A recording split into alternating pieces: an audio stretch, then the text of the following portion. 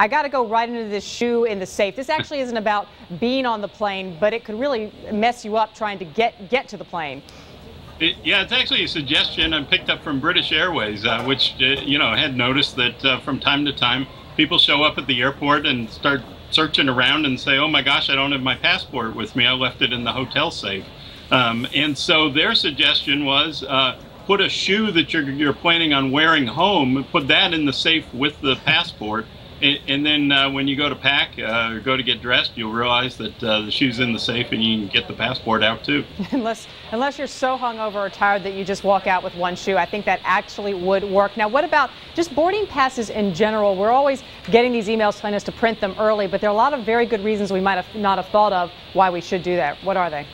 It's actually something that I think is very important, and it's a simple tip. But I hear it over and over again from management consultants who fly, a million miles at the drop of a hat. You print the boarding pass early. You eliminate one stop at the airport, even if you're not checking a bag.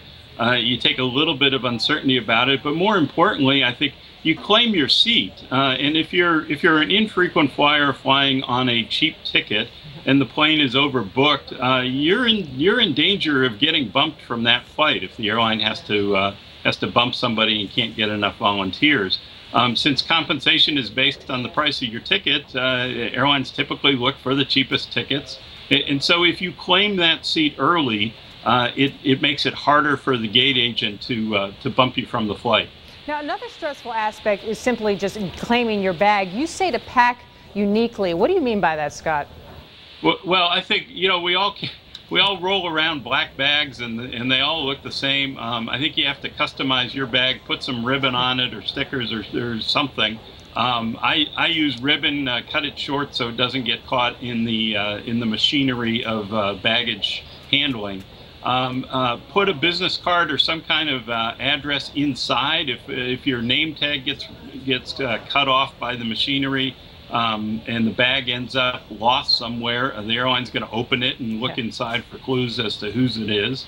And it's also important, just never pack valuables. I hear over and over again from travelers who put jewelry in a bag or an iPad in a bag or something like that. Well, the bag gets x-rayed, and so everybody who handles it can one way or another see what's inside, and there have been lots of cases of theft from baggage. Just don't do it. And you have to remember that even if you're in a low boarding group, your bag may end up getting checked at the gate. It's important to remember to grab your valuables, grab your iPad, grab whatever medicine that you need out of the bag before you hand it to the flight attendant. Good point. When you mentioned tying the ribbons on the suitcase, I think you've absolutely just justified the money I paid for my orange Toomey suitcase. You can never miss that one coming around the corner. All right, now you have an important TSA routine. Tell us your secret, Scott. I think the most important thing at TSA is to have a routine. I think you have to do things the same way every time. So it's very easy to end up losing your driver's license, for example. If you put it in a pocket, you can't remember where you put it. You just do the same thing over and over again when you go through. With the driver's license, I instantly make sure I put it back in my wallet before I leave the little stand where the guy's checking your ID. You put your laptop, you put your liquids in the same pocket every time. You know exactly where to unzip them. I think it's good practice to put your big bags through the X-ray belt first. The laptop is the last thing that goes through. If you get delayed at the metal detector or the body scanner machine, it's the last to come out. You also have a place to put it when it comes out because your other bags are already out. You don't want to be standing there like the guy holding your shoes, your laptop, your everything else, and trying to hold up the whole line inch along in your bare feet to the seat. No, very good point. Don't want that laptop coming through last because somebody else might take it, and you don't want your driver's license, your ID falling out of your back pocket. Very quickly, Scott, this whole upper floor, lower floor, you're obviously not referring to the plane. You're referring to the hotel. What's the deal there? Yeah, the deal there is really one of personal choice. Travelers have said for years, request an upper floor because it's much more quiet. You don't hear the garbage trucks in the morning. You don't hear the ambulances, all that kind of stuff.